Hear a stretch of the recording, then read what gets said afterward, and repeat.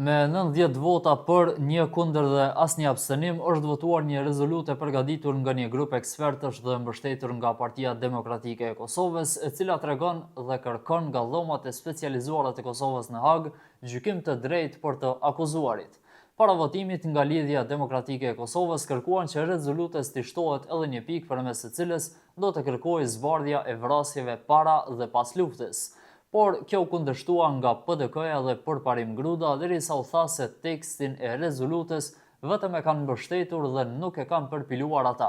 LDK më pas nuk mori pjesë fare në votim, derisa munguan edhe shumë deputet të pranishëm të saj.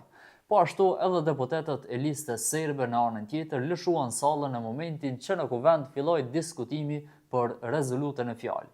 Në anën tjetër, deputeti i Lëvizjes Vetëvendosje Fatës Geci ka dalë hapur kundër rezolutës së miratuar nga Kuvendi i Kosovës, duke ngritur dorën kundër i vetmi nga deputetët e pranishëm në sallë nga VV-ja. Ky dokument thotë që shtetet mbështetëse dhe financuese të gjykatës speciale marrin përgjegjësi për shkeljet që ndodhin në gjykatë në Hag.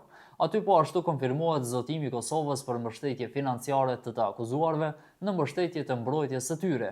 E më herët edhe Kuvendi i Shqipërisë miratoi një deklaratë për pafajësinë e ish-eprorëve të UÇK-s që po gjykohen në Hag.